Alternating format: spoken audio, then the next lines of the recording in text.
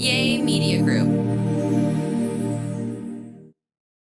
Ladies and gentlemen, welcome back to another vainglorious episode of the Perfect Pair Podcast. Rock Teasy is who I be. And I'm Crystal. Rock Tease better have. She sure is. You better believe it.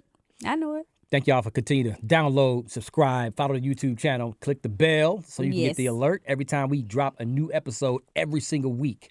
Appreciate all the 5-star reviews. We love ya. Thanks. What we talking about today, Hlyman? I knew it. I saw it coming this time. So we are going to be talking about, people are asking us what kind of rules did we have when raising our kids, and we still raising our sons. So we've had a lot of rules, and were we known as strict parents? I didn't think we were strict, but according to my daughter, that she was like, Harmony was like, oh yeah, she said, everybody was like, you can't ever do nothing because your parents ain't let you do nothing. I was like, damn. A better word is we were fair. Right. We learned how to balance. I feel like we did too. Yeah. Now, did we get it right every single time? Of course not. There's no get it right. perfect book to. Here's how you parent. But we did a good job. I don't regret. Well, there's a few things that I do regret, but we talked about that on the episode. Like when I left Lyric and Harmony at the soccer field. Shit. Yes. Lord. But for the most part, the overall 30,000-foot view of how we parented our kids and continue to parent our kids, we're fair. We're fair. There's times when you got to be firm and you got to be strict and you can't budge. And then sometimes you can bend a little bit and say, okay, learn from this and let's keep on going. So one of the questions was like, how do you deal with your kids being mad at you and not liking you? Because, they hit that stage and they feel like when you don't, how do you deal with them whenever you're saying no and then they're mad and they don't want to talk to you and like you? Go ahead. I've mastered this one. Sure did. Here's what I got to say about it. So? Right.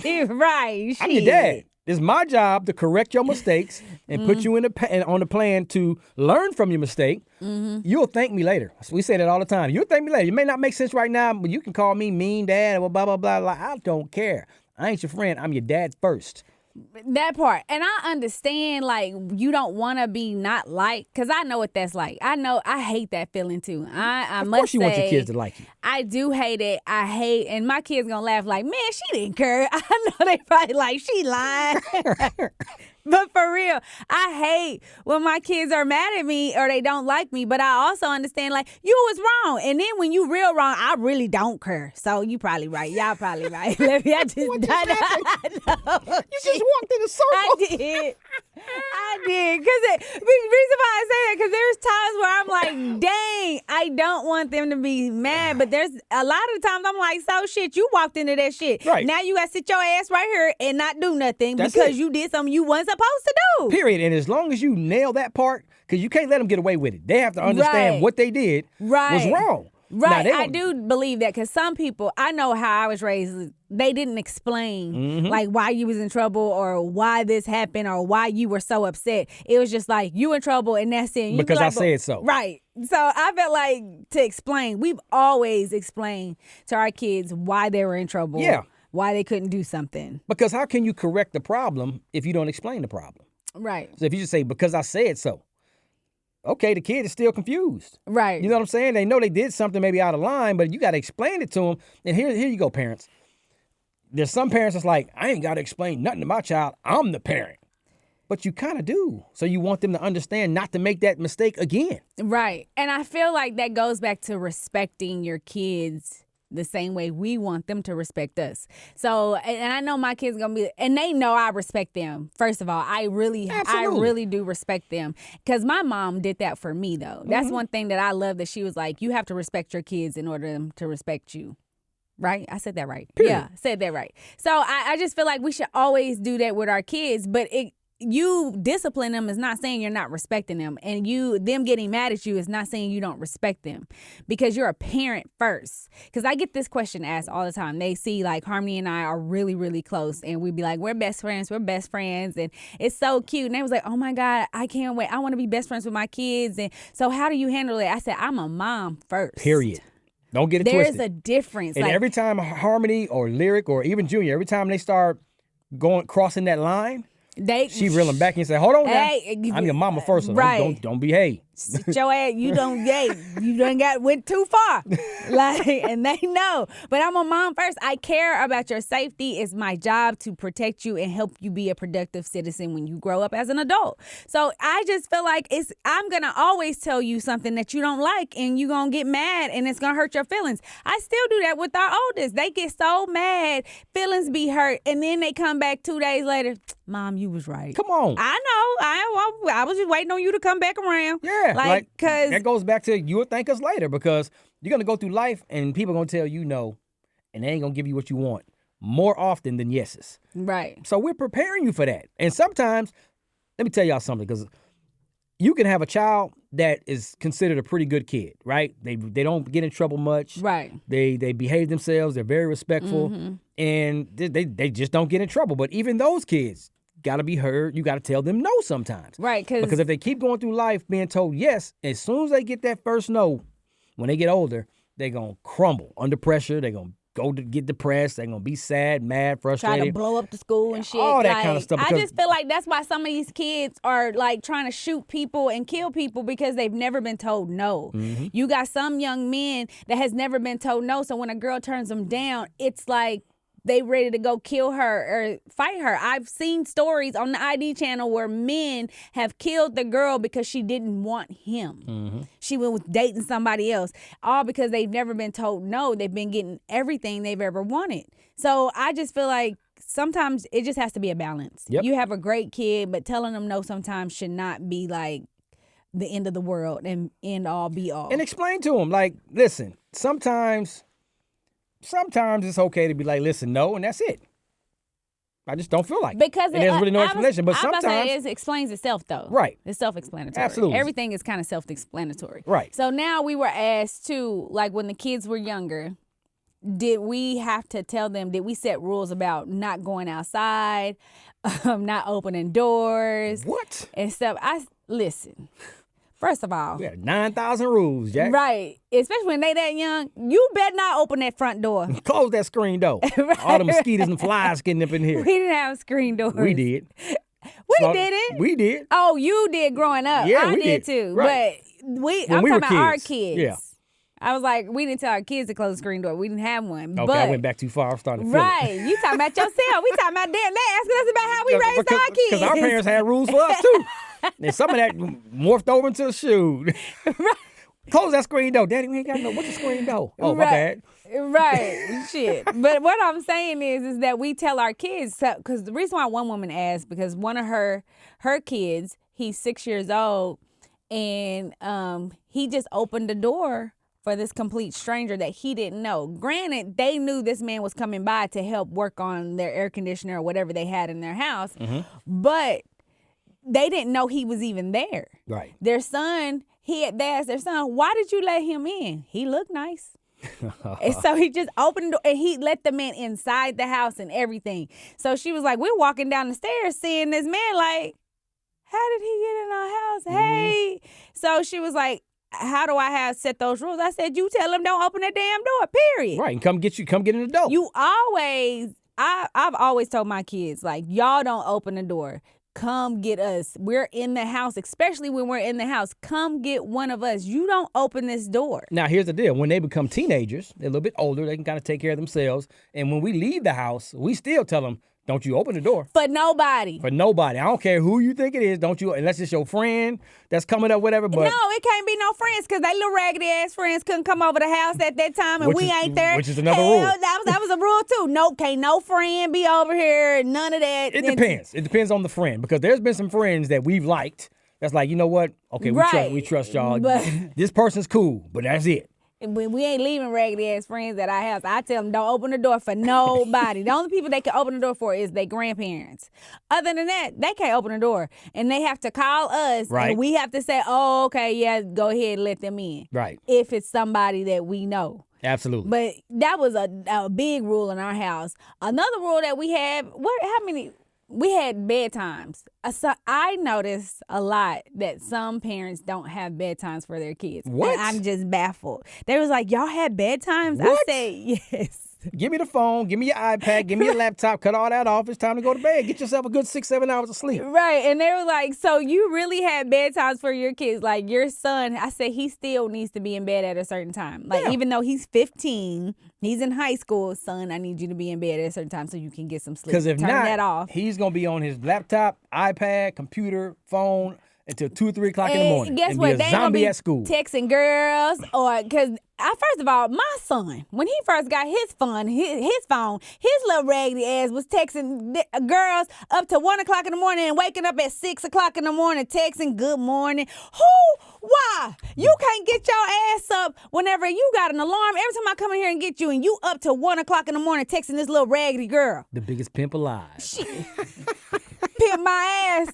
I said, give me that damn phone. You can't text her, and I'm going to text her mama. Like, who was like, I'm like, and she come tell me, you better tell your son. I was like, who are you texting?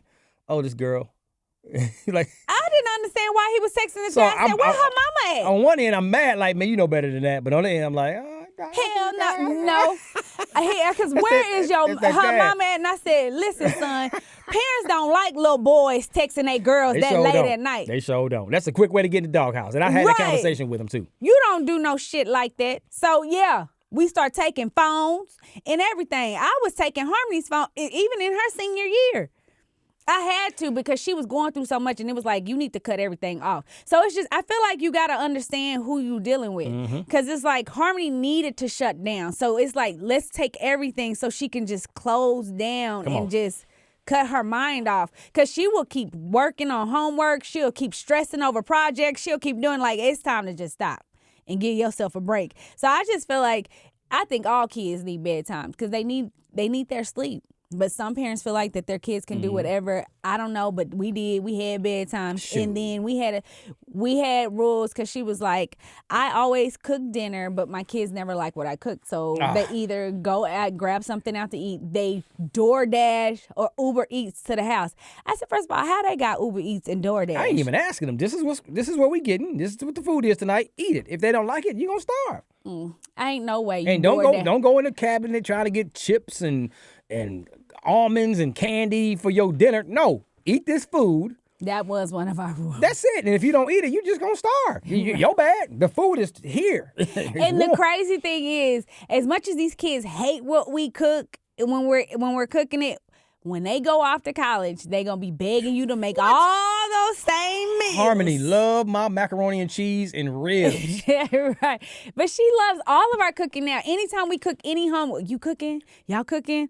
I'm cooking. I want to eat home cooked meal. They love the home cooked meal. It's just these kids being little brats at this time, and they want what they want. They want the fast food. They want all that stuff. I don't feel like eating that. Well, damn it, then go hungry. Period. Because you not DoorDashing and Uber Eats nothing over here. Because how did they get the money? Probably because you gave it to their asses. So guess what? I'm going to take this food. We'll save it for you for tomorrow if you want to take it to your lunch. Or I'll throw this shit away. Because you shouldn't have Uber Eats or DoorDash this shit over here. Knowing I done slaved over this kitchen and over this stove to make sure you have some food. Message. It's funny because Junior, sometimes when he don't want to eat what we cooked. Right. And he'll be sitting over there chilling. Then after we, get ready to go to bed or something. He be trying to act like he gonna try to. All you hear is like clink, clink, clink, plate, clink, clink, clink. You out there killing that plate. Oh, I'm about to say, he eat that stomach food saying, say, bro, you gonna feed us? You gonna right. eat? He hungry. He eats it up. And then after that, he'll eat something else. Like right. He's a sweet kid. Absolutely. He'll eat even if he don't like it, he'll eat a plate of it.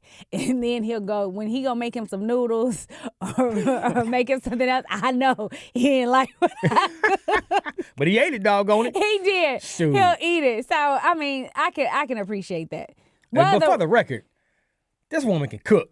Sure can. Shoot, that was one of the things that closed the deal for me when I found out she can cook.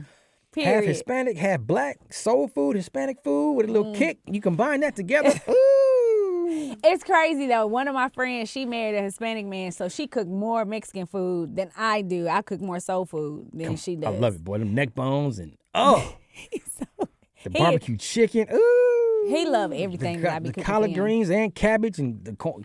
She done perfected that corn on the cob because it's like a crisp when you bite it. Right. It's juicy, you don't want but it's not too soft. You shouldn't overcook it. Oh, my goodness. Okay, anyway, so what's another rule that we had for our kids? How to cook corn on the cob. Rocky Jermaine. I'm hungry now, I Jack. know. Shoot. No, there was just we had so many. Take your shoes off when you come in the house. Oh, we did because we had wood floors though, and we didn't want all that. But they would always say, we don't have carpet. It's wood floors is easy to clean. You just do the little swifter, whatever you call that doggone. Swisher sweep. You Swisher sweep. No, the Swifter. The Swifter mop doggone. I'm like, take them doggone shoes off. Right. We did have that rule. I don't feel like that was like a really.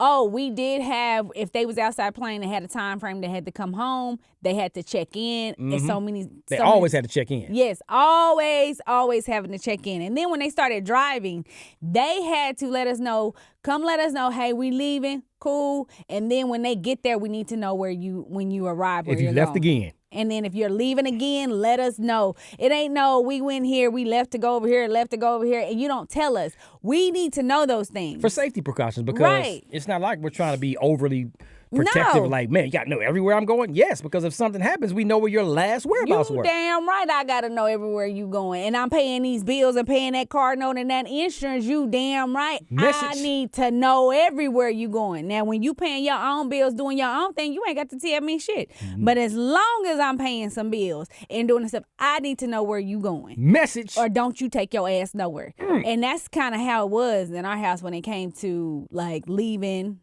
and doing things. Absolutely. Oh, so dating for the girls. That was one thing. Was like, when did you start allowing the girls to date? It was kind of 15, 16. You know, like, okay, now you can go out on dates. Like, they went to the movies, I think, at 14 or whatever. But they would go to the movies with their friends. As friends, but right. They have girls. It would be a group of girls. Because I knew what the hell was going on.